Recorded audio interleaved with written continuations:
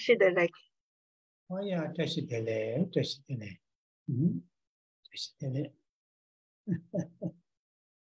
Oh yeah.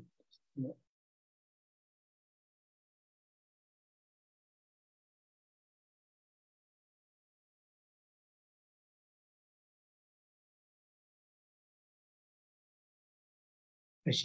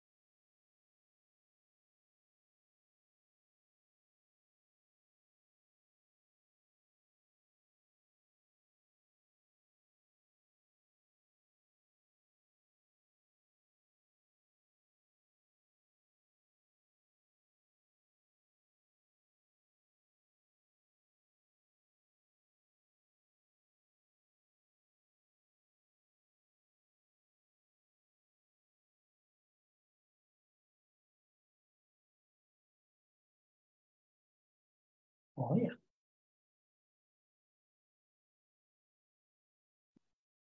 My sincere greetings to everyone. With this greeting, we will start our gathering.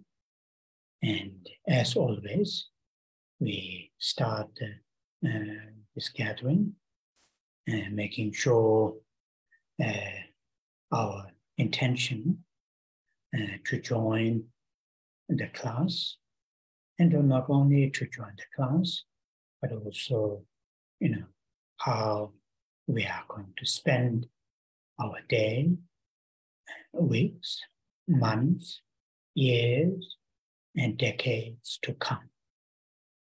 Our, whether we are just living, alone, individually, or in the family, or, in which way that we interact with our body, speech, and mind, it is extremely helpful and useful to ourselves, mainly to ourselves, and also to others. Interact with the right, positive mindset, motivation, traditionally that scope. And what kind of positive and constructive motivation, then it is up to the individuals, as we all know from our own experiences, we all are able to express, able to experience and many different layers of positive and constructive mind.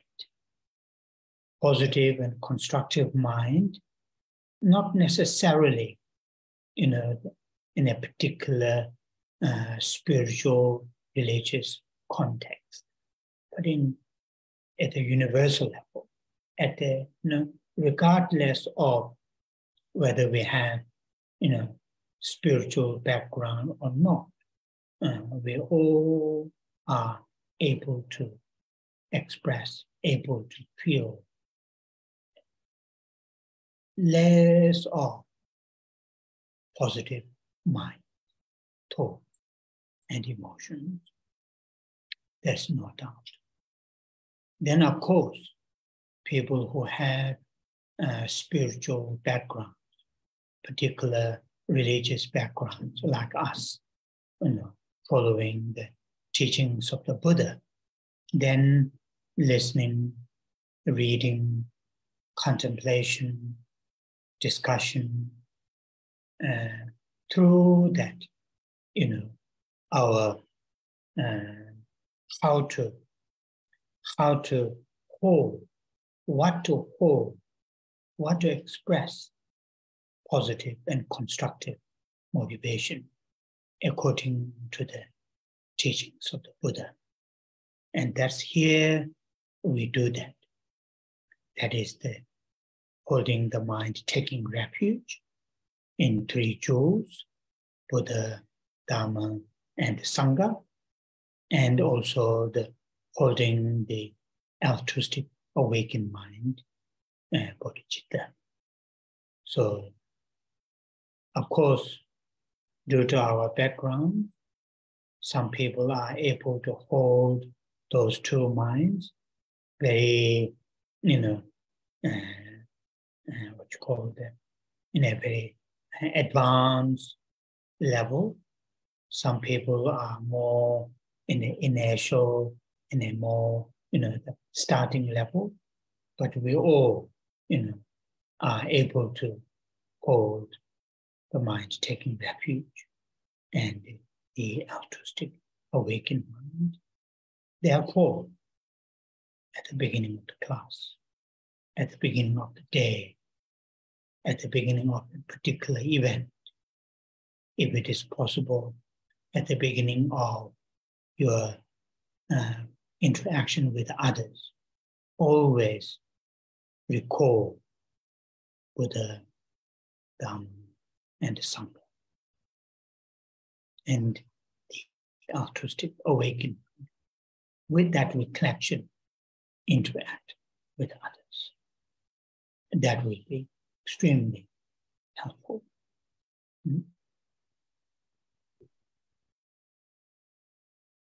Chúng ta bắt đầu buổi pháp hội ngày hôm nay. Trước tiên, thầy gửi lời chào thân ái đến tất cả quý Phật tử.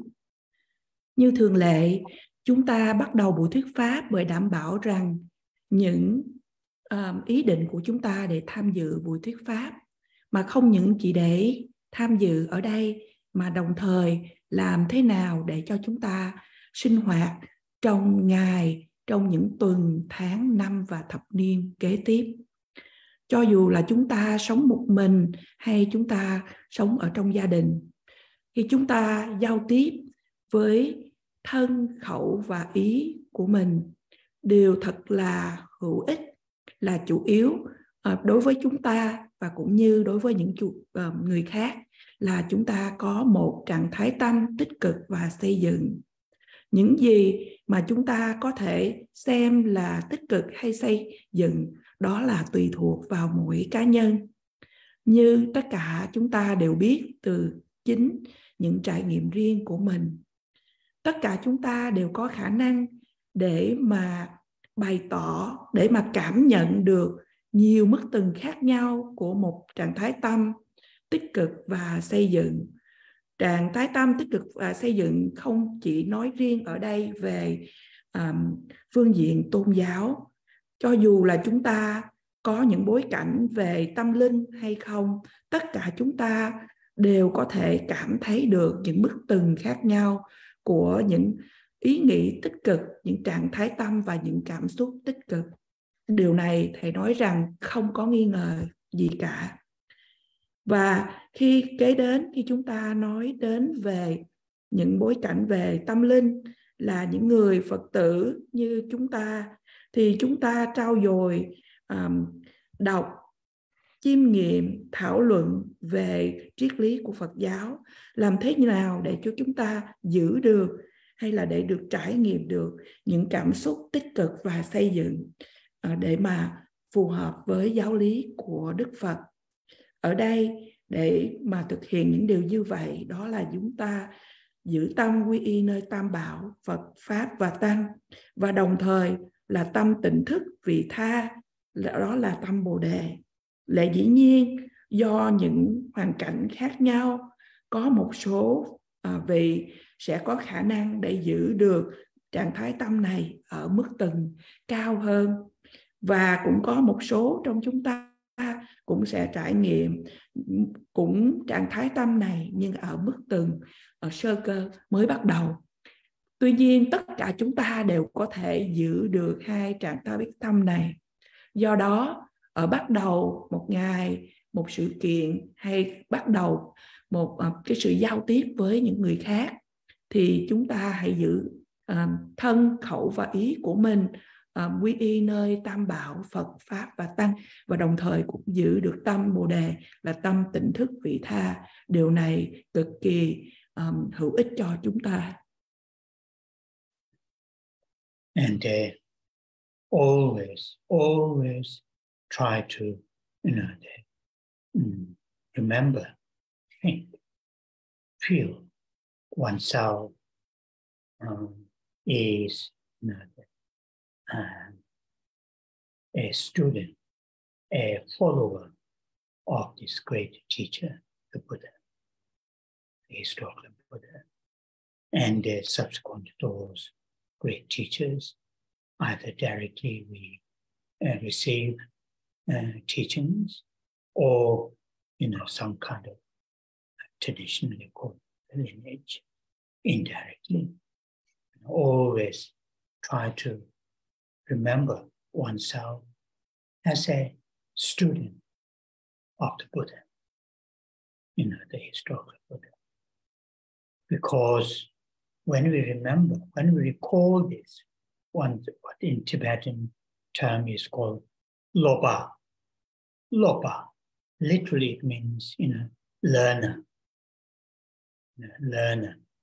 So that, we are, sometimes because of very busy lifestyles, so many things are happening around us, socially, culturally, and also many ways. We tend to forget we are, learner or student of the Buddha. And if we recall, if we all the time recall ourselves as a students of the Buddha, then our connection, our mental connection to the Buddha will get closer. And when we say when we feel deeply, eventually very naturally, when we feel I'm a student of the Buddha, then we can make the connection, the Dharma, what Buddha taught. And of course, the historical Buddha himself is not physically on this planet, but his teachings are still that we can learn, that we can read, that we can study, that we can meditate on. So as a student, then our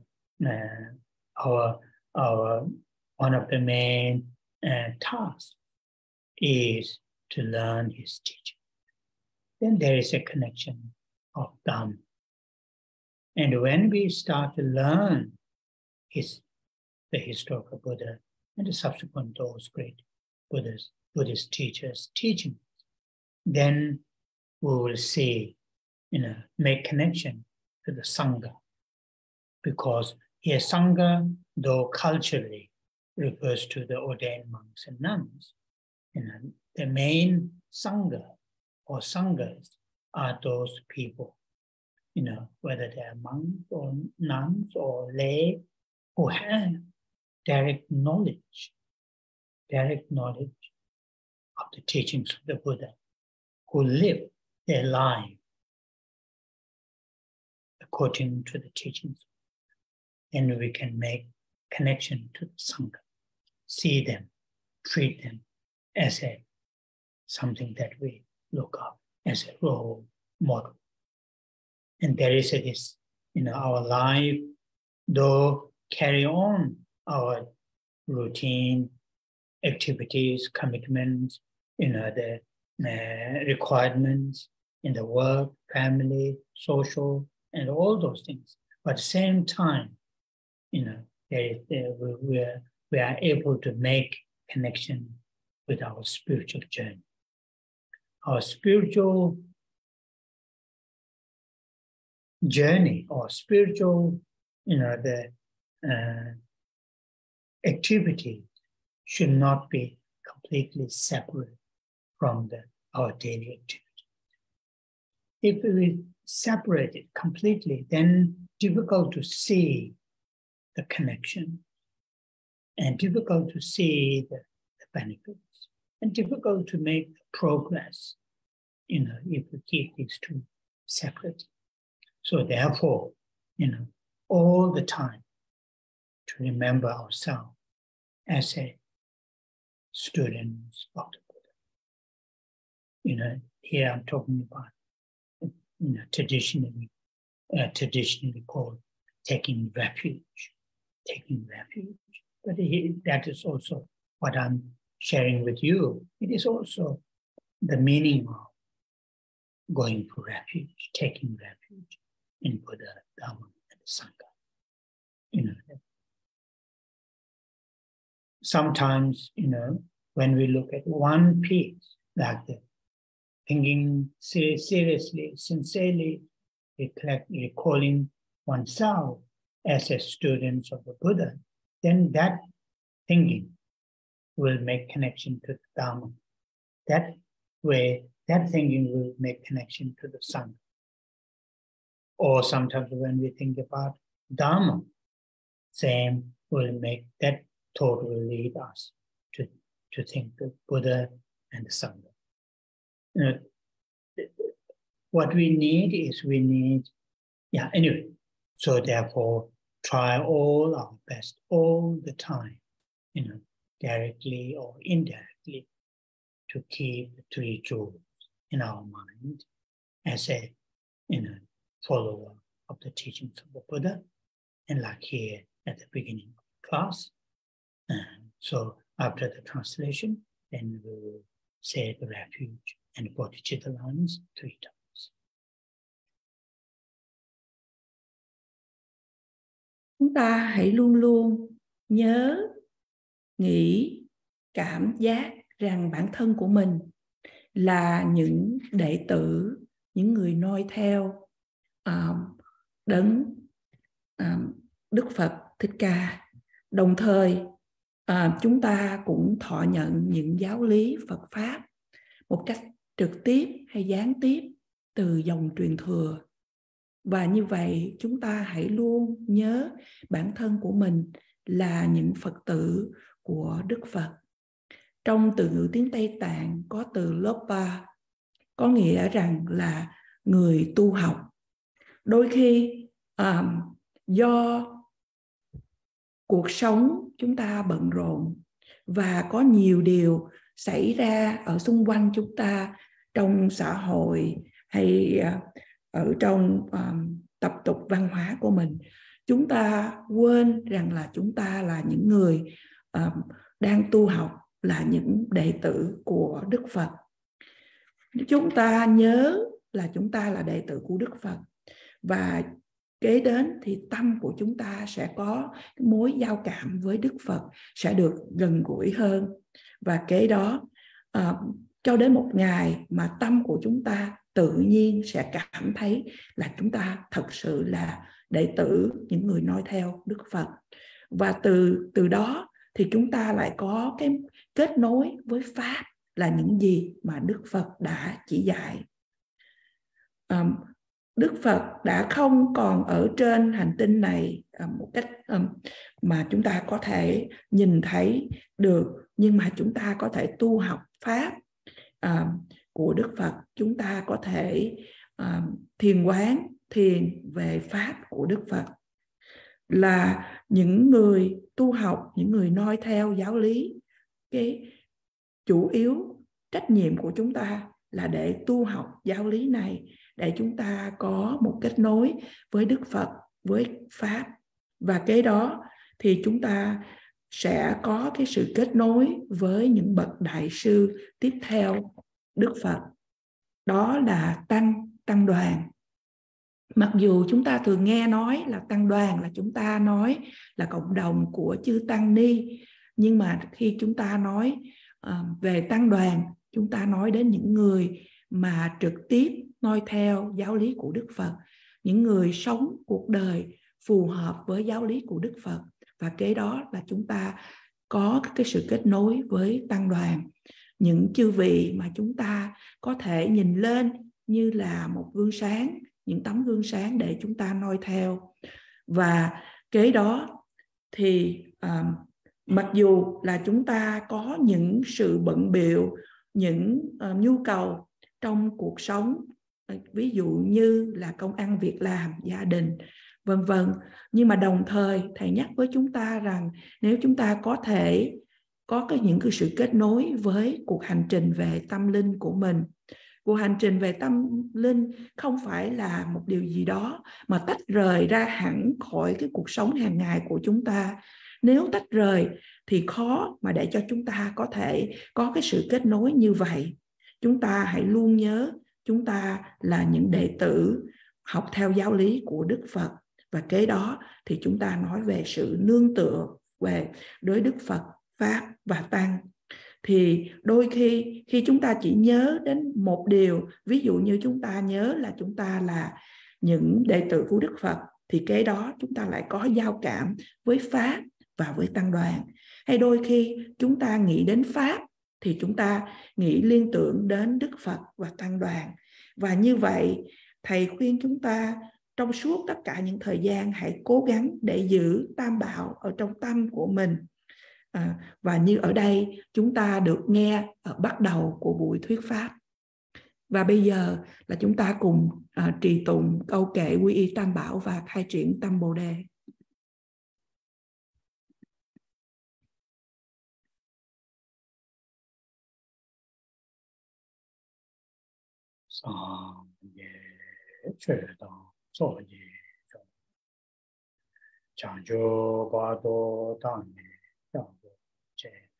Dāgī jēzō jībē tsōnū dōlā pēnjē sāngjē dō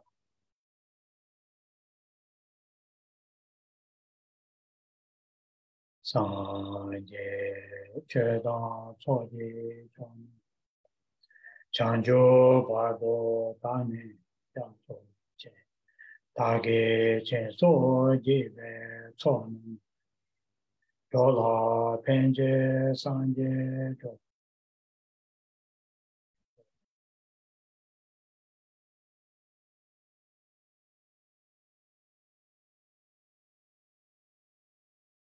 sāngjē chēdā tsōjī chōnū chāngjō bādō dāni jāsō jē dāgī jēzō jībē tsōnū Đó là thiên chế sang chế được.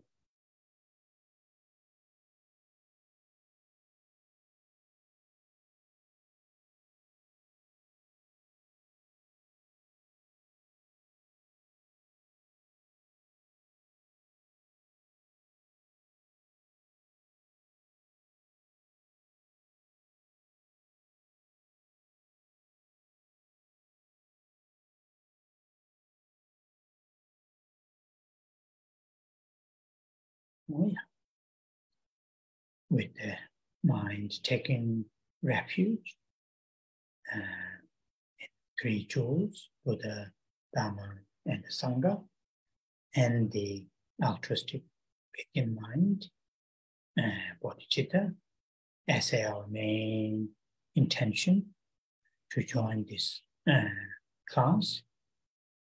Now, after this brief translation, I'm going to chant a few times Buddha Amitabha mantra, and when I'm chanting the Buddha Amitabha mantra, very strongly, vividly,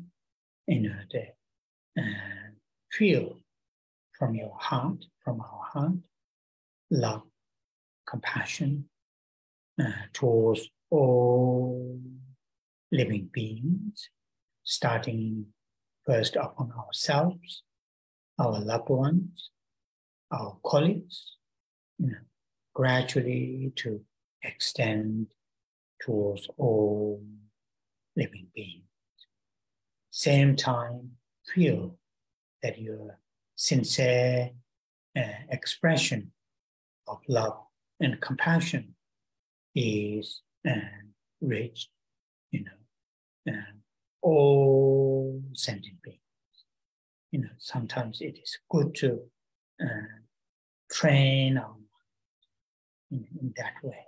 Though,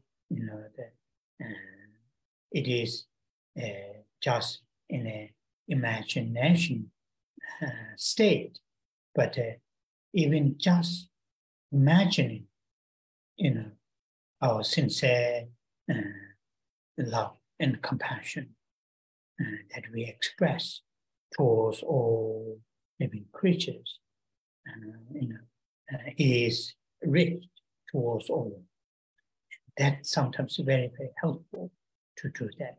It is part of training our mind, training our mind to expand or to go wider, not just narrow, me and mine, just small, but try to extend towards as vast as possible that expression of love and compassion. So, while saying the mantra Om Amitabha Buddha Amitabha's mantra, imagine.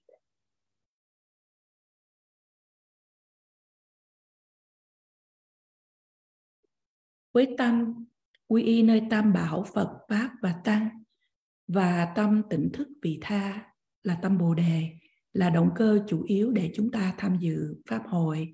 Bây giờ chúng ta hãy cùng trì tụng với Thầy câu mật chú của Đức Phật A-di-đà Om Ami Dewa Shri. Trong khi chúng ta trì tụng, quý vị hãy cảm thấy lòng từ, lòng bi một cách mãnh liệt và thật là rõ ràng đối với tất cả chúng sinh, bắt đầu bằng chính bản thân của mình và kế đó nới rộng ra đối với những người thương của mình, những đồng nghiệp, và từ từ nới rộng đối với tất cả chúng sinh hữu tình. Chúng ta hãy cảm giác được cái tình thương là lòng từ và lòng bi dẫn đến giao tiếp đến tất cả chúng sinh. Đôi khi đây là sự rèn luyện tâm một cách thật là hay. Mặc dù chúng ta đang ở trong giai đoạn của cái sự quán tưởng hay sự tưởng tượng, nhưng mà ngay cả với sự tưởng tượng mà cái tình thương và lòng từ bi chúng ta được trải ra một cách thật là chân thật đối với tất cả chúng sinh. Điều này sẽ giúp ích Đây là một phần của sự luyện tâm, để tâm của chúng ta được nới rộng ra, được mở rộng thêm, thay vì làm chúng ta ở hạn hẹp, nhỏ nhoi, thì bây giờ được nới rộng thêm tình thương và lòng từ bi. Càng bao la mà chúng ta có thể làm để mà nới rộng ra đối với tất cả chúng sinh thì càng tốt. Và như vậy, trong khi trì tụng câu mật chú của Đức Phật A Di Đà, chúng ta hãy giữ trạng thái tâm như vậy.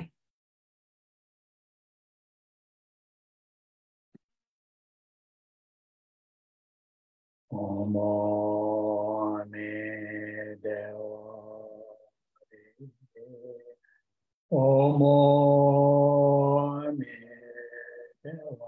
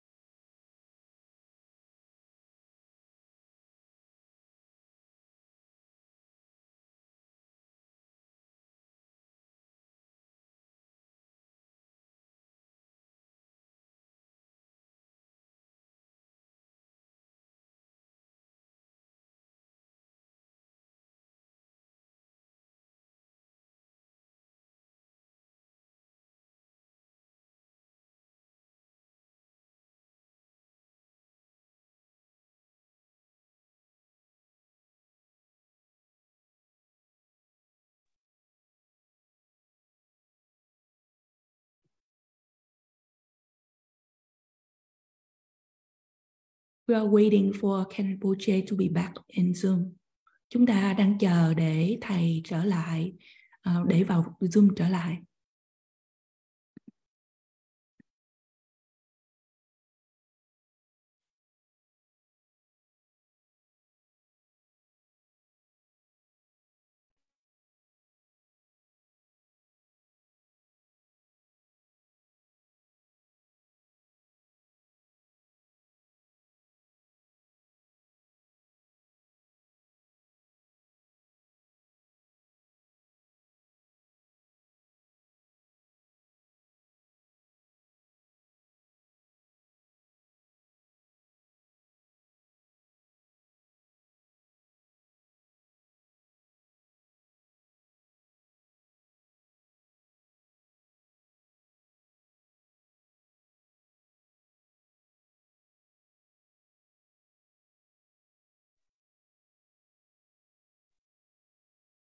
Omo ame dewa re, Omo ame dewa re, Omo ame dewa re, Omo ame dewa. Omo ame dewa re, Omo ame dewa re, Omo ame dewa re, Omo ame dewa. Omo ame dewa re, Omo ame dewa re, Omo ame dewa re, Omo ame.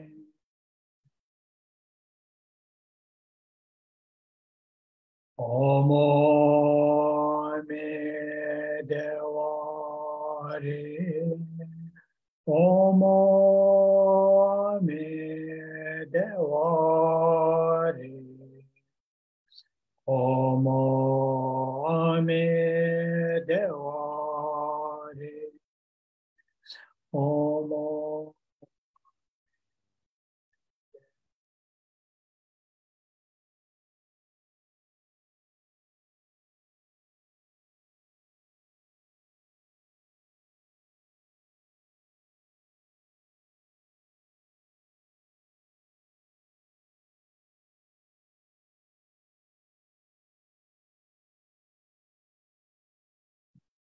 on. It seems we had a brief break at the internet, and that is the time, here, the monsoon, beginning of the monsoon, few weeks, weather is very stormy, very lightning, and today it seems this evening brewing a very strong storm, and that's why sometimes it disturbs. Anyway, that's not the anyway. Yeah. So last Saturday, and I just gave the general the suggestions and so forth. So today we are going to read. I'm going to read straight from the text. And as we know, we are reading this text, which is called, recalling the, three jewels. Recalling the three jewels. And Papa Kunjo Sum Jesu Temba. So recalling Buddha, recalling Dharma, and recalling Sangha. And out of those three, the first is recalling the Buddha. So here, how recalling the Buddha is done. It is it has the sutra has had explained ranges of qualities of the Buddha, enlightened being. Not necessarily only the historical Buddha, Gautama, but here as a Buddha, as an enlightened being. That includes what you call the historical Buddha, all the qualities of the all enlightened beings. So we started reading that first line,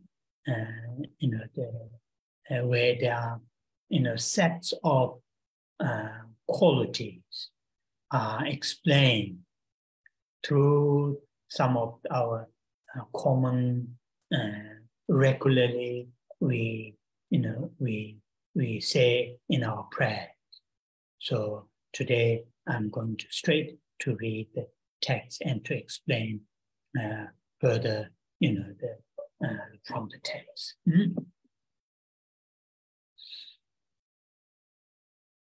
Hồi nãy chúng ta được tạm dừng một thời gian ngắn, bởi vì ở tu viện hiện giờ bên Ấn Độ đang là mùa bão, và cơn bão thì có thể sắp đến, thành ra là chúng ta có thể gặp phải những cái chướng ngại trong cái đường live để thầy đi vào trong Zoom. Và hôm nay, tuần trước chúng ta được nghe giảng về tương đối một chủ đề khác, nhưng mà hôm nay thầy sẽ đi thẳng vào kinh mà chúng ta đang được tu học, đó là kinh niệm tưởng về bậc thánh hiền Tam Bảo. Ở đây để chúng ta nhớ đến phẩm hạnh của Phật, Pháp và Tăng. Và trong khi nhớ đến những phẩm hạnh của Phật, Pháp và Tăng, điều đầu tiên là chúng ta nhớ đến phẩm hạnh của Đức Phật. Và ở đây khi chúng ta nói đến Đức Phật thì được giải thích ở trong nội dung để mà liệt kê những phẩm hạnh của Đức Phật là một đấng giác ngộ. Chúng ta không phải chỉ nói riêng đến Đức Phật lịch sử Thích Ca Mâu Ni hay Sĩ Đạt Đa, mà chúng ta nói đến phẩm hạnh của tất cả những đấng giác ngộ, trong đó bao gồm có Đức Phật lịch sử của chúng ta, những phẩm hạnh của tất cả những đấng giác ngộ. Và chúng ta đã đọc ở dòng đầu, đó là nói đến những phẩm hạnh được giải thích một cách phổ thông mà thông thường khi chúng ta trì tụng trong những lời cầu nguyện. Và hôm nay thầy sẽ đi thẳng vào bài kinh. Oh yeah. So now in the text, so far what you have read is more or less the first line in Tibetan, the dar, that is in English, thus, that is how they translate it. So here, sometimes it is quite helpful for us, to look at the Tibetan terms, and because quite often Tibetan terms, captures the meaning, of those qualities of the Buddha. So the first one, which I will just, to refresh some of the things that we already have read. The first one is Sangye, which we often say. For example, at the beginning of the class, we say Sangye Chötang, when we say the refuge and bodhicitta lines. Sangye. So this sang has a meaning of the purification, purify. So sang literally means purify all the what you call the affliction, all the obscuration, all the whatever term that we use, delusion, sang. Ge has a meaning of, literally it means increase, enhanced, not in the process of enhancing, but fully enhanced. Sangye. What is enhanced? All those, good qualities. All those good qualities, not just mentally, verbally, and also physically. Of course, initially, it is very much mentally. So like love, compassion, altruism, wisdom, all those, great qualities, mental qualities are fully, enhanced. Yeah. So these two syllables, in here they put it, just leave it, Buddha. I think it also that in Sanskrit word term Buddha has also the same meaning or same connotation. The two meanings. All the obscurations, afflictions, delusion, or if we use common language, difficulties are completely, eradicated, completely purified. Sang. Yeah, all those, good qualities are fully enhanced. So, just saying that word sangye, if we sincerely, genuinely, we would like to, from ourselves would like to, purify, eliminate, eradicate all those challenges, difficulties like, dukkha and origins of dukkha. And, if we sincerely would like to, one would like to experience all those good qualities, then when we hear, when we say, express, when we hear such as such, like the historical Buddha Gautama is Buddha, Sangye, then have a deep, meaning when we think about the historical Buddha, or when we think about those, our great teachers who are enlightened beings, that kind of connection. Sangye. Okay, sorry.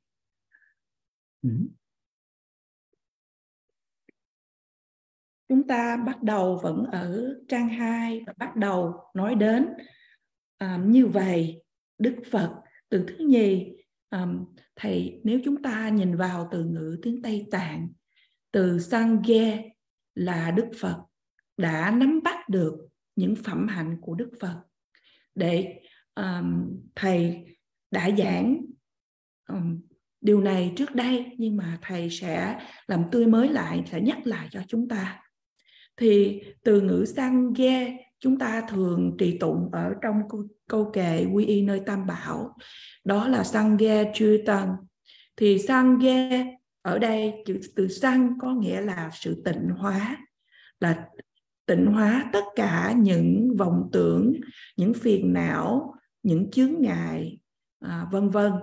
Và từ ge ở đây có ý nghĩa theo nghĩa đen, có nghĩa là sự tăng trưởng, sự trưởng dưỡng. Ở đây chúng ta không nói đến đang trong tiến trình của sự tăng trưởng, nhưng mà đã hoàn tất, đã được trưởng dưỡng, đã được tu dưỡng tất cả những phẩm hạnh tốt đẹp bằng thể chất, bằng lời nói và phần tâm ý.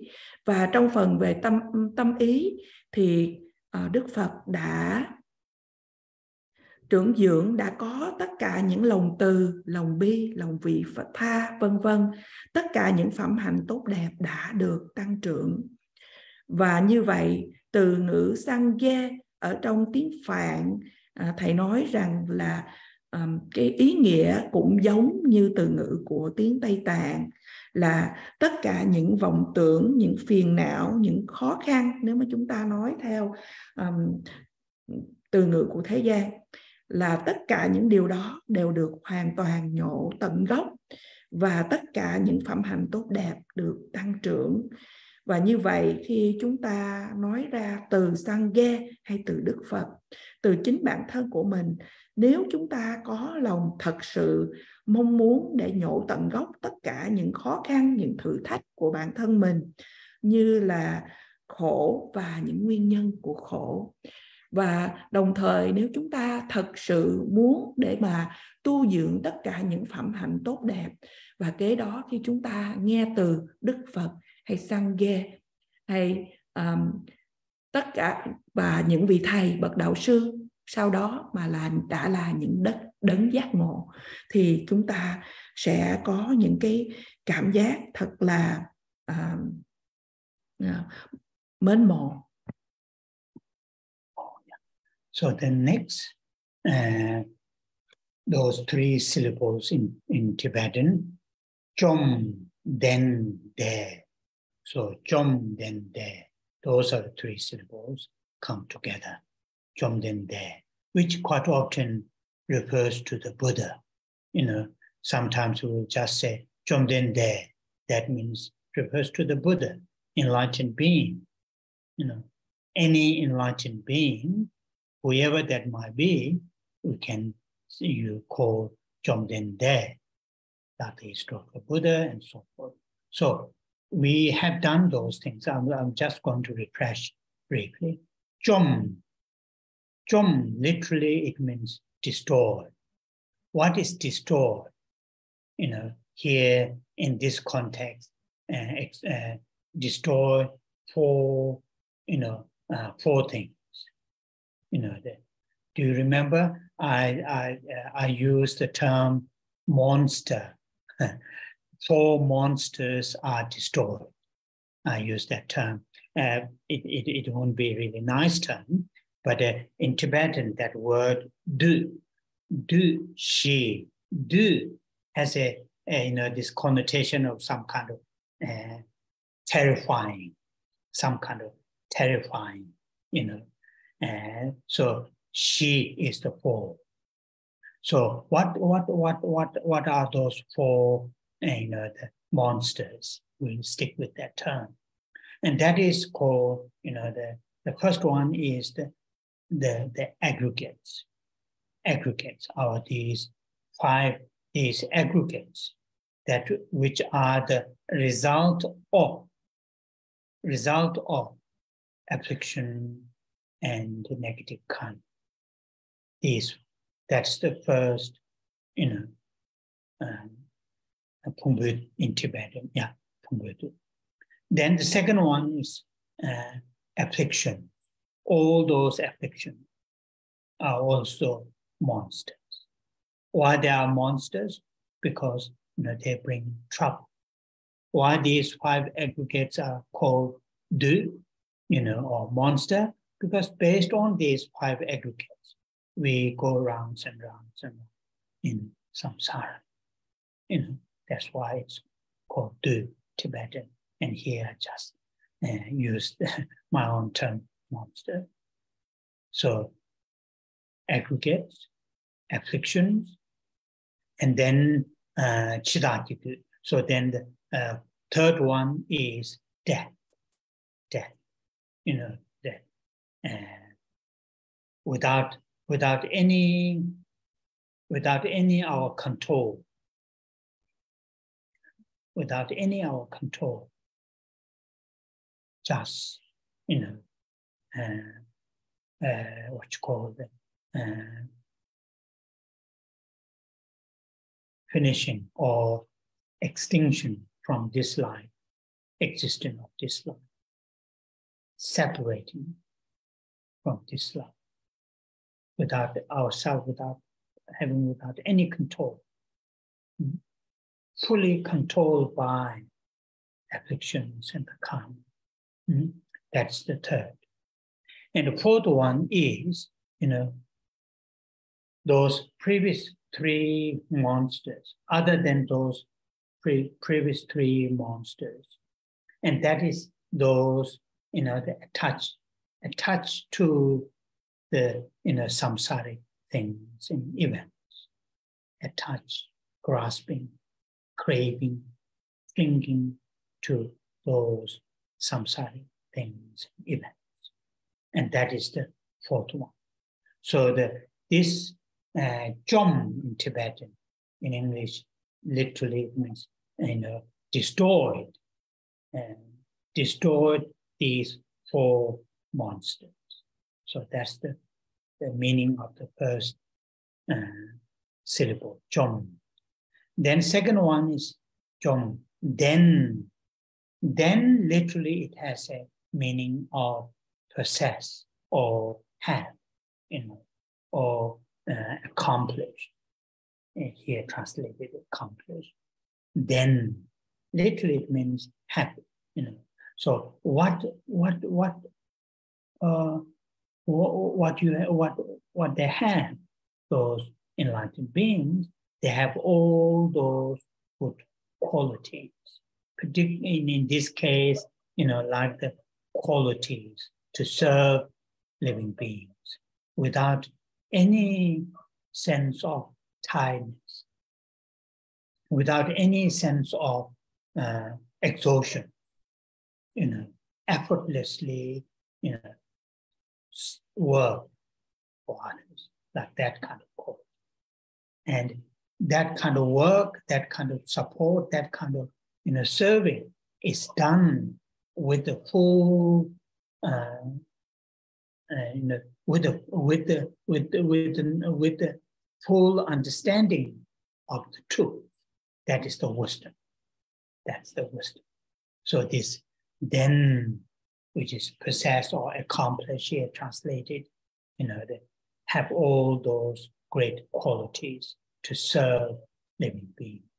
So John, destroy, then possess or have, accomplish. Then there, which is the third syllable, that is literally it means gone or past, gone or the past. What is gone? What is past? All the afflictions, all the delusions are, extinguished. All the delusions are, the stopped, eliminated, purified. So, jom, then, there. So these 3 syllables. In Sanskrit, Bhagwan, which is common term. Hinduism also used this term to refer to their, enlightened being. Oh, yeah.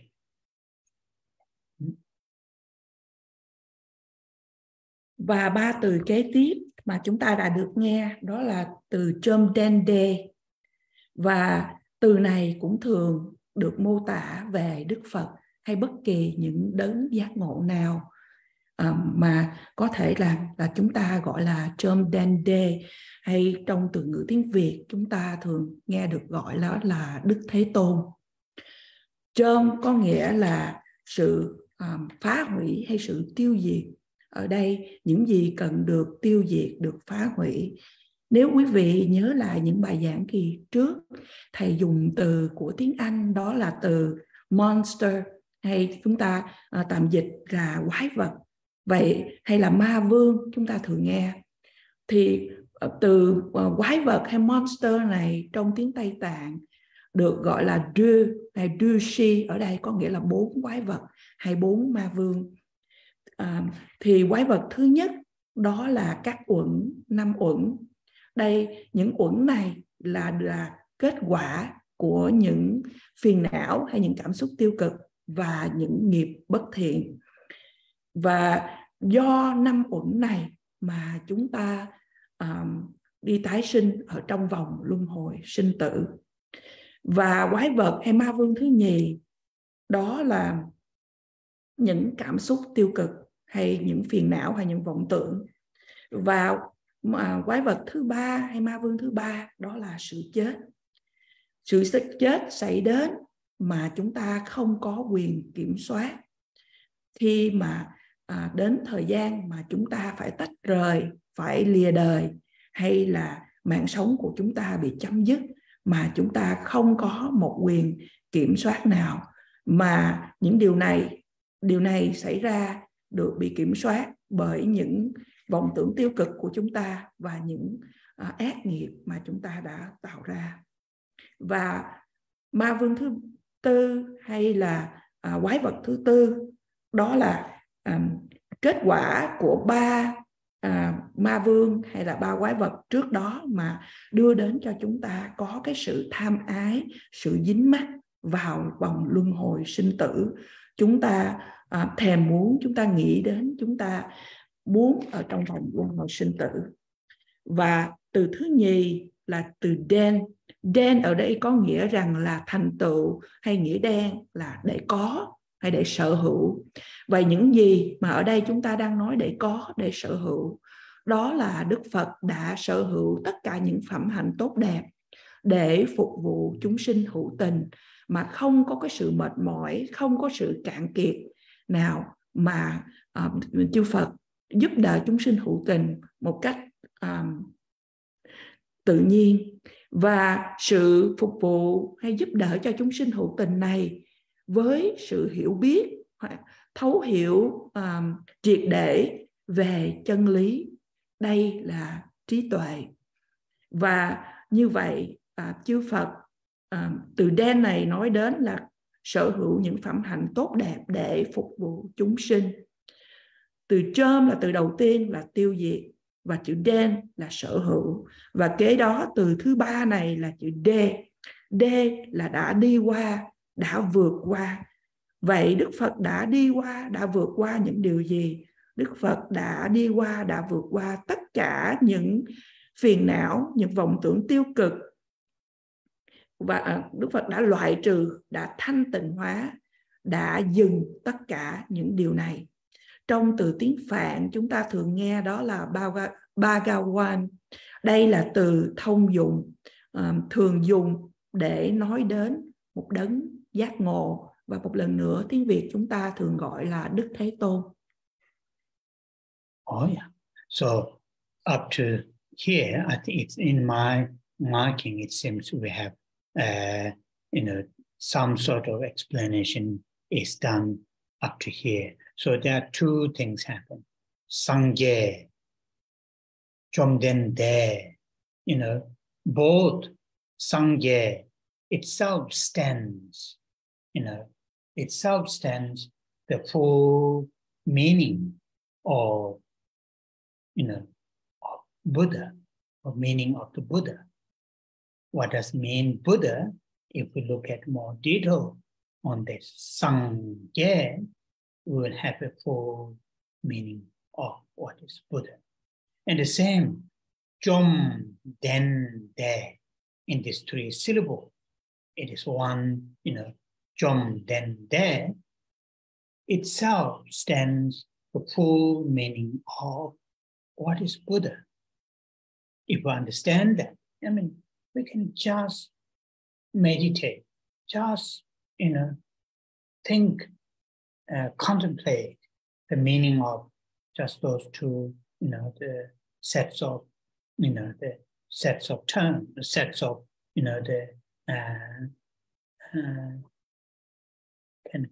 can I call label?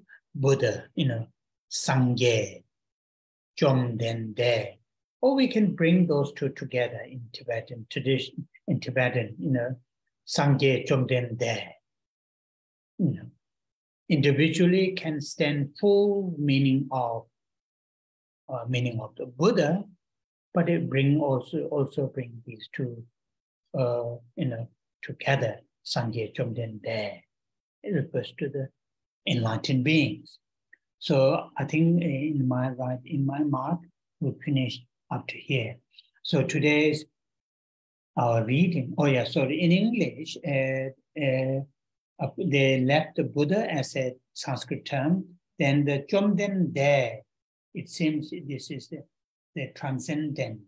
I think that might be Chom, accomplish, that might be Den, and conquer, that might be De, Chom Den De. So in English. Now in Tibetan, the next one is Tibetan Te Shin Shekpa. Te Shin Shekpa. Again, that's just that. How many syllables are there? There are 4 syllables. Te Shin Shekpa. So those 4 syllables together itself, stands meaning of enlightened being. Te Shin Shekpa. If the people who what you call the native speaker of Tibetan who knows these things, if you say, oh, such and such is Te Shin Shekpa, he or she is Te Shin Shekpa, then it understand, oh, he or she is Buddha, enlightened being, Te Shin Shekpa. Or if you say he or she is Chom Den De, again, same, they will understand. Or then of course, if we say he or she is Sangye, so this all individually stands full meaning Buddha, but sometimes in the recitation, they all bring together. But they all bring slightly different understanding of the qualities of the Buddha. Qualities of the Buddha. So, yeah, I will sorry. Đến đây là chúng ta đã được nghe 2 từ này trong những bài giảng kỳ trước. 2 từ này đó là từ Sangye hay từ Chom Den De. Thì từ Sangye đã chỉ 2 từ này cũng đã giải thích một cách đầy đủ những ý nghĩa về Đức Phật. Cũng như vậy, từ Chom Den De, chính 3 từ này cũng giải nghĩa hoàn toàn về ý nghĩa về Đức Phật. Nếu chúng ta hiểu được những điều đó thì chúng ta nghĩ về những từ ngữ này là chúng ta sẽ biết là những phẩm hạnh hay là Đức Phật hay là đấng giác ngộ có nghĩa là như thế nào. Chúng ta có thể đem 2 từ này kết lại với nhau. Ví dụ khi chúng ta trì tụng nó là Sangye Chom Den De thì mỗi từ riêng biệt cũng đem lại đầy ý nghĩa của Đức Phật, nhưng mà chúng ta có thể hợp lại với nhau. Ở đây nếu quý vị nhìn vào sự chuyển dịch qua tiếng Anh thì tiếng Anh nói đến từ Chom Den De là the transcendent accomplished conqueror. Thì thầy nói từ transcendent có thể tạm dịch đó là từ Chom hay là sự tiêu hủy, và từ accomplish có nghĩa tạm dịch được là cái sự sở hữu hay là den, và từ conqueror có thể được tạm dịch đó là chữ D hay là đấng chiến thắng. Và kế đó thì từ kế tiếp 4 từ kế tiếp chúng ta được nghe đó là Te Shin Shekpa, và tiếng Việt chúng ta thường nghe đó là nói đến là Như Lai, từ Như Lai. Tề sinh Sherpa này là cũng để chỉ nói đến hồng danh của Đức Phật, một đấng giác ngộ. Hay khi chúng ta nghe từ Chom Dende, chúng ta cũng nói đến từ Đức Phật. Và ở trong sự trì tụng, chúng ta có thể góp lại những hồng danh của những tôn hiệu của Đức Phật như thế này. Nhưng mà ý nghĩa thì thầy nói về phẩm hạnh có hơi khác một chút. Oh yeah. So Tashi, literally it means, as it is. Tashi, Shekpa has a meaning or connotation of, gone as it is. What does that mean? It has several different meanings. One meaning is, like for example, the historical Buddha,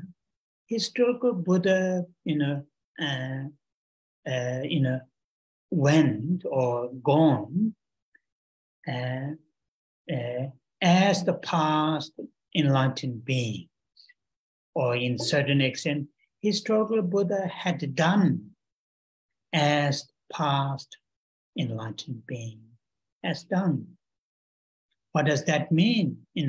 Historical Buddha, when you say Tashi Shekpa, if that refers to the historical Buddha has done to free himself from the samsara, from the cyclic existence, from the dukkha and the origins of dukkha, through the training of the path, and then to experience liberation or nirvana, as the past enlightened beings had done. In certain extents, historical Buddha has gone into the same path as the past enlightened beings has gone. So that is one meaning of Tashi Shekpa. Tashi Shekpa. So another meaning of this term, Tashi Shekpa, it means, the enlightened being. This is, we are talking about enlightened beings' qualities. Enlightened beings, or if we say plurals, enlightened beings have realized, what you call the ultimate nature of their consciousness, their mind. In other words, what you call in certain extent, we can say that, the enlightened beings have entered into their ultimate nature of their mind. That's also another meaning of Tashi Shekpa. So the two meanings in this. I mean, there are other explanations. Today we just look at those two meanings. The first meaning is, like take an example, the historical Buddha, had gone, into the path as past enlightened beings had done. What they had done, purified or eliminate dukkha and origins of dukkha through the application of the path, and they experienced third note to, the cessation, if we keep it in a very simple way. Another meaning of Tashi Shekpa means, the enlightened beings, beings had entered into the fundamental nature of their mind. That is also another meaning, the meaning of Tashi Shekpa. Mm-hmm.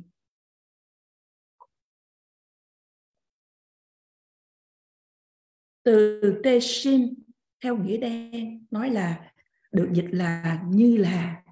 Và từ Shepa có ý nghĩa là đã đi, nói về quá khứ là đã đi, đã được vượt qua. Và như vậy là đã đi qua như là, đó là từ Tashi Shepa, hay chúng ta thường nghe gọi là Như Lai.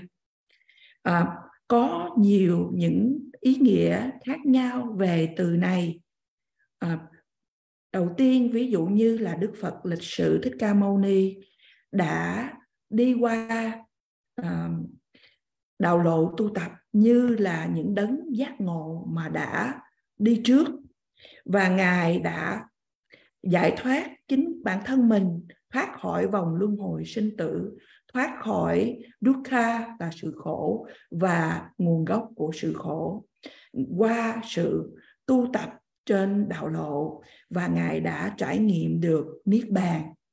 Cũng giống như là những đấng giác ngộ đi trước đã thực hiện, và Ngài đã thực hiện điều này. Đó là một ý nghĩa của từ Tashi Shepa hay từ Như Lai.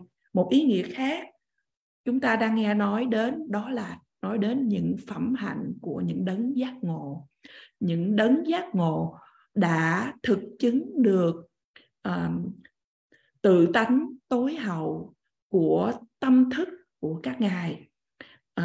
Nói trong một cái phạm vi nào đó, chúng ta có thể nói rằng tất cả những bậc giác ngộ đã đi vào tự tánh tối hậu của trạng thái tâm của các vị.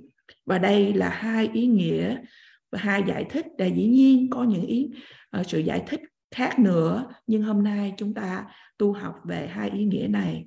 Đầu tiên đó là Đức Phật lịch sử Thích Ca Mâu Ni đã đi vào trên đạo lộ tu tập của những đấng giác ngộ trong quá khứ đã thực hiện, và Ngài đã loại trừ được những khổ đau và những nguồn gốc của khổ đau dựa theo của tứ diệu đế thứ ba, đó là chúng ta nói đến sự diệt đế hay sự tịch diệt.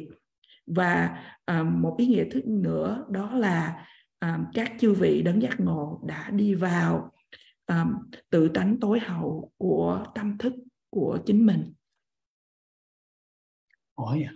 Out of those two explanations, that those four syllables, Tashi Shepa, the second one is a little bit difficult, but the main meaning in the second one, now we're looking at the out of those two explanations, the second one, which I said, the enlightened beings had entered into the ultimate or the final or the the ultimate nature of the mind. What does that mean? They enter into the ultimate nature of the mind. What does that mean? It means, entire what you call their realization. Their realization is, fully, completely enhanced or cultivated. There's no any further enhancement or cultivation is needed. In that process, in that cultivation, in that, or we can also use another term, attainment. In that process is through experiencing, realizing the fundamental nature of the mind. That kind of full attainment, that kind of full, cultivation will happen when when individual they fully, completely, realizes the fundamental or the ultimate nature of the mind. So that's what here, the second one is a little bit, difficult to understand, but just keep in mind then when later in the future, when you hear more and more on this kind of explanation, your understanding will grow. The first one is relatively easy to understand, the meaning of, Tashi Shepa. Trong hai sự giải thích này về từ Tashi Shepa hay từ Như Lai, thì từ thứ nhì, sự giải thích thứ nhì hơi khó để mà chúng ta có thể hiểu được. Khi chúng ta nói đến những đấng giác ngộ đã đi vào tự tánh tối hậu của tâm thức, thì ý nghĩa là gì khi chúng ta nói đã đi vào tự tánh tối hậu?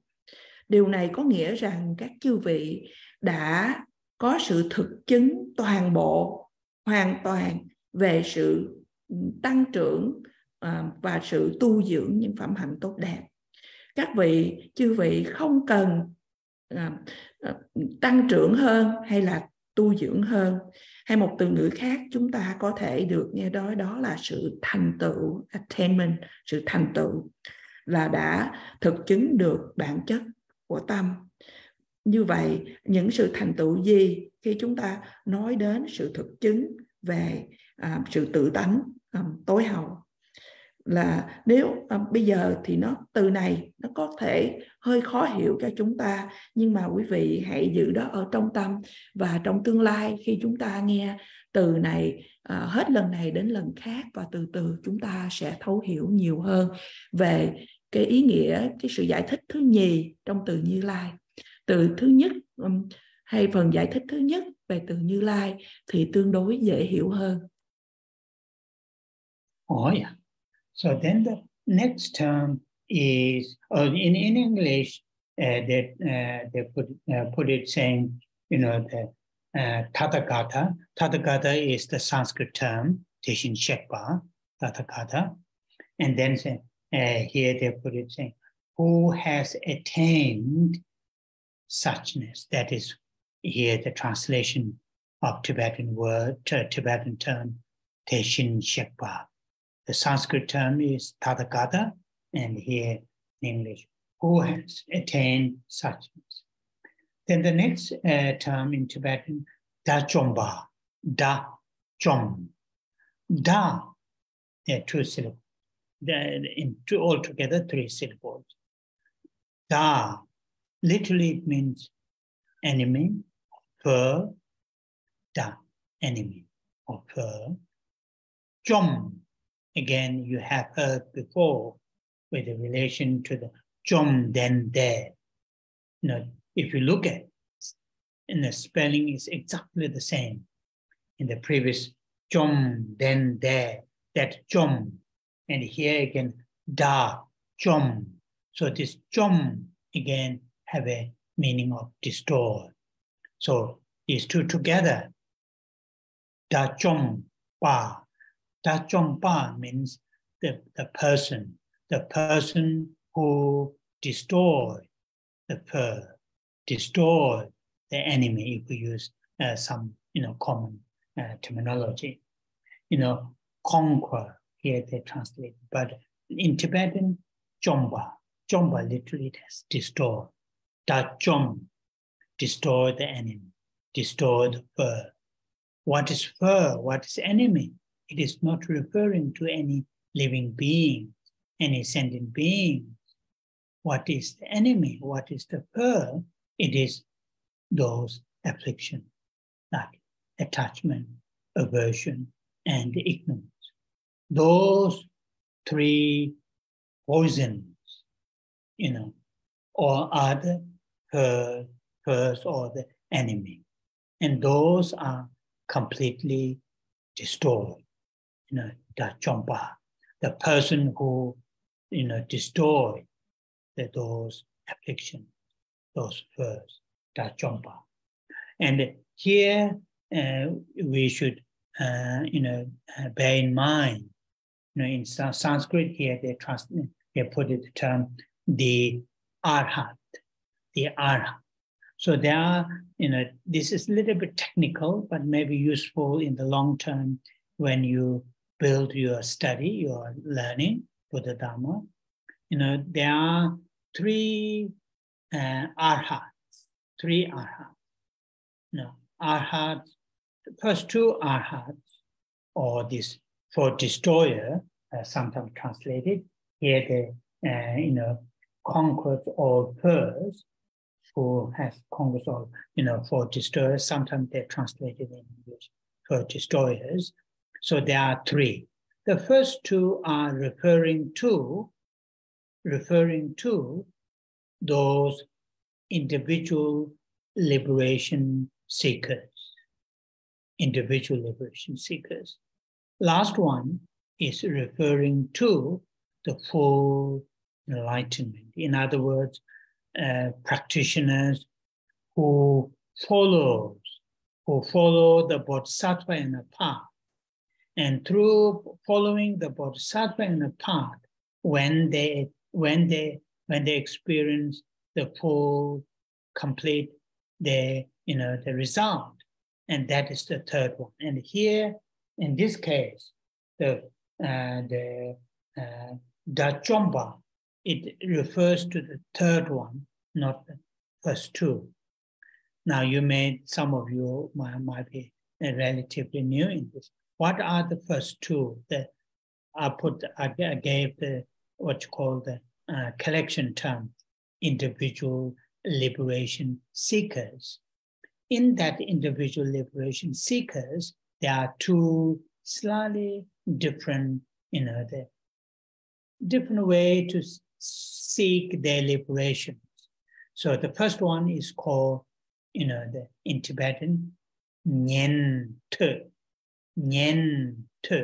That's in Tibetan. In English, sometimes they translate it saying, the listener, Nyen Te, or sometimes they translate it hearers, listener or hearer, saying. The second one is in Tibetan, it is called Rangyao, and in English, sometimes they translate it self-conquer, something like that. Self-conquer. I can't remember that. There are other translations. That's only I can remember now. My English is slowly going down because I'm not using that much. I'm using lots of Tibetans these days. So that is here, those two. Just keep it in your mind in the long term. But some of you know these things very well. So in here, Dachomba, it is referring to out of three Dachomba, it refers to the third one, which is Dachomba, or the conquered all pearls, refers to people who follow the Bodhisattva and the path, and when they attain full enlightenment, sometimes they're called, so this is Dachomba.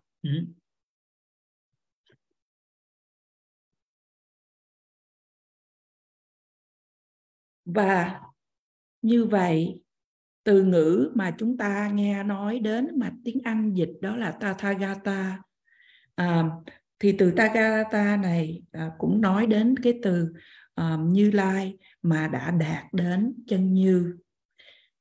Kế tiếp là ba từ kế tiếp đó là từ Trachompa. Chữ từ Tra ở đây có nghĩa là kẻ thù. Và từ chôm, nếu quý vị nhớ lại trong từ chôm dende thì đó là cái từ đầu tiên. Cái từ ngữ này là cũng giống như vậy, có nghĩa rằng là sự tiêu diệt. Và pa ở đây là nói đến là người. Thì thường tiếng Tây Tạng có từ pa là nói đến người. Thì người đã tiêu diệt những kẻ thù. Trong tiếng Anh ở đây nói đến từ conquer hay là chinh phục. Nhưng mà thầy nói từ chôm ở đây là tiêu diệt. Thì người đã tiêu diệt kẻ thù. Vậy kẻ thù gì? Kẻ thù ở đây chúng ta không nói đến là những con người, mà kẻ thù chúng ta nói đến là những phiền não, những vọng tưởng, đó là tham, sân, si. Ba độc tham, sân, si này chính là kẻ thù của chúng ta. Và các chư vị, các chư Phật, những đấng giác ngộ đã hoàn toàn tiêu diệt được những kẻ thù này. Ở đây quý vị, nếu quý vị chú ý, từ ngữ tiếng Phạn là dùng từ Arhat, có nghĩa rằng là A-la-hán. Thường thường chúng ta phiên âm là A-la-hán. Thì từ này cũng hơi khó để cho chúng ta hiểu. Nhưng mà nếu chúng ta muốn xây dựng thêm những kiến thức của chúng ta về Phật giáo, thì khi chúng ta nói đến A-la-hán thì gồm có ba mức tầng hay là ba điều khác nhau. Hai A-la-hán đầu chúng ta nói đến là đến những chư vị mà mong cầu giải thoát cho cá nhân hay cho bản thân của mình. Và A-la-hán loại thứ ba nói đến những chư vị noi theo Bồ Tát đạo và đạt đến sự toàn giác. Và ở đây chúng ta danh từ này để mà mô tả là bậc A-la-hán thứ ba. Hai A-la-hán đầu tiên mà để mong cầu sự giải thoát cho cá nhân hay cho bản thân mình. Từ đầu tiên, mức từ đầu tiên đó chúng ta thường nghe bằng tiếng Tây Tạng là từ nhen thưa hay là hàng thanh văn, là những chư vị tu qua sự nghe.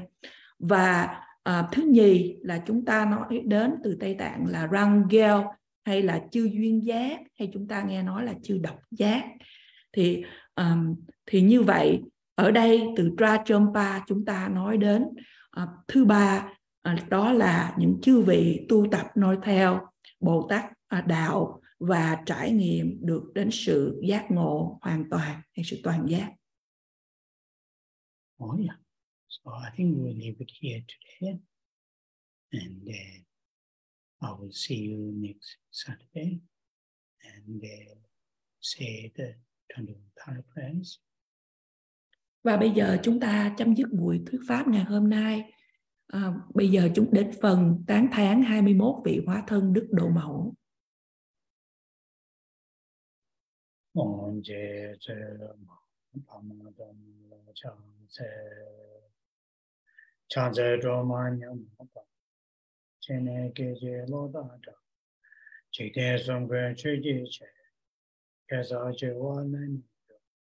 Chanze Dongge Dawa Kawa Jen Zive She Kama Dongda Tsoba Rato Chewe Raba Chanze Sengwe Chone Bene Chane Nabarate Jeba Tsundu Kado She Saba Samden Tu Chanze Tishin Shebe To Kaya Nabarate Wache Malu Paro Jimba To Kaya Sege Shindo Ten Chanze Doda Rahon Yi Doda Choda Banka Jiden Dombo Shabdi Ne Meba Meba Guba Ne Chanze Jajin Mela Tsang Nongla Nazo Wanju Che Jombo Rana Jisa Nujin Soje Dine Chanze Jeje Chadan Te Paro Chogo Rabu Egon Yujan Shabdi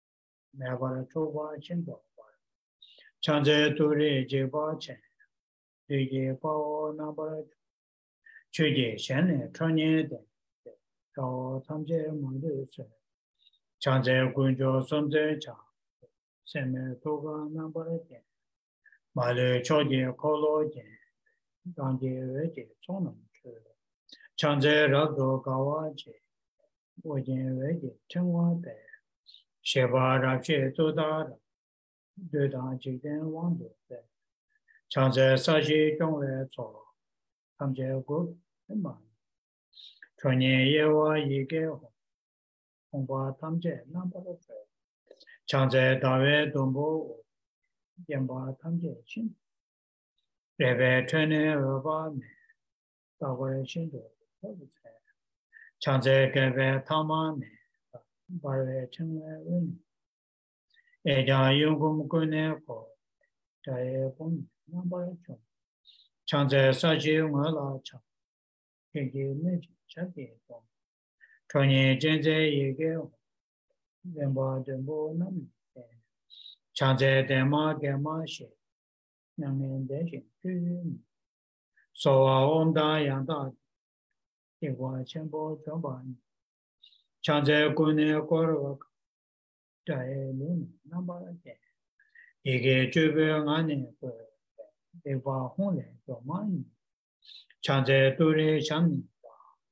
공개는 사ben 레라멘다라다 지대 좀요 자제 라이 소인 대다 다제 참 따라 니주 페이지 되나 말이 또네 자제 라이 소는 다다네 지대 quyền của cha cao chỉ từ đó nó nghe bóng sẽ chẳng dễ nhiều mà tao chỉ chỉ nghe bóng la rồi sẽ hà ra như chưa tôi đã chuyện tôi trao về rồi mẹ sẽ chẳng dễ thì như sum nông về chỉ về tôi đó từ đó rồi nó như chưa rồi chẳng qua tôi để là chôn giờ này ngay gì tôi ba thì chẳng dễ hoàn như chưa đó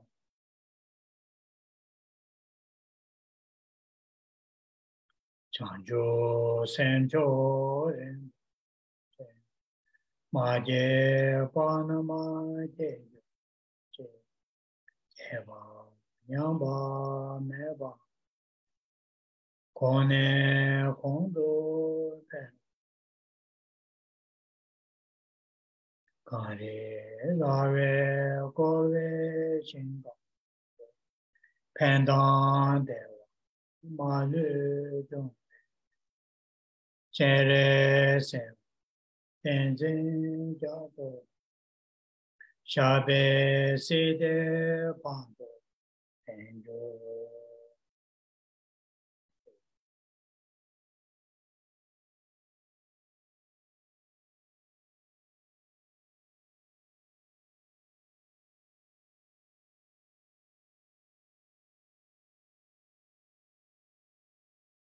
oh yeah.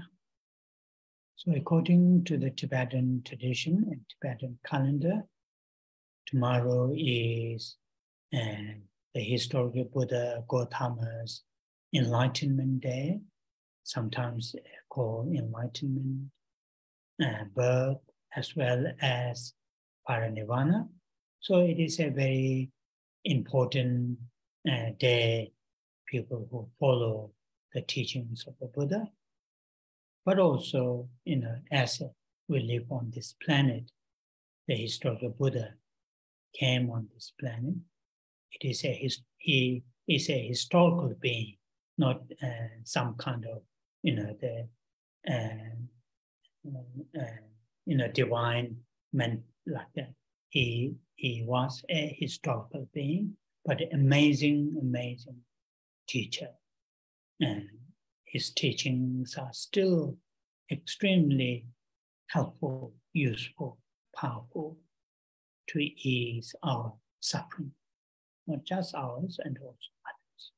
So it is worthwhile to recall, sometime more than 2,500, 600 years ago on this planet. Same, I'm here. On this planet, this great being was, born, and he searched his, goal, and he attained his enlightenment, and he left tremendous gift to the living beings, and still, as I just said. So, recall his kindness, his great qualities, and think I'm very, very fortunate being able to, even if it is very small, being able to learn his teaching. At least I'm very lucky. I'm trying to learn the teachings, the gift that he left, on this planet. I'm able to do that. So, and with that, I express my, what you call, sometimes they say happy Sakadawa. I don't know what to say. So anyway, have a good, good day, and a full moon day, and do some spiritual things, and so yeah, that's all. Dựa theo truyền thống và theo lịch của Tây Tạng, ngày mai là ngày giác ngộ hay là ngày lễ Phật đản, ngày giác ngộ của Đức Phật, và đôi khi chúng ta nói là ngày Đức Phật đản sinh và nhập niết bàn. Đây là ngày quan trọng đối với những người noi theo giáo lý của Đức Phật, và đồng thời chúng ta đang sống ở trên hành tinh này, và Đức Phật đã đi đến hành tinh này không phải là một vị thiên Phật, một vị trời nào đó, mà Đức Phật đã đi đến sống ở trên hành tinh này và là một bậc thầy rất là tuyệt diệu. Và những giáo lý, những sự giảng dạy của Ngài đã giúp ích cho và đầy những cái năng lực để giúp ích cho bản thân của chúng ta và cho rất là nhiều những chúng sinh khác. Và thật đáng để mà chúng ta nhớ lại đến Đức Phật lịch sử 2.500, 2.600 năm trước, và chúng ta đang được sống ở trên cùng hành tinh với Ngài. Và Đức Phật đã đi tìm cầu mục đích của sự giải thoát, và Đức Phật đã đạt được sự giác ngộ.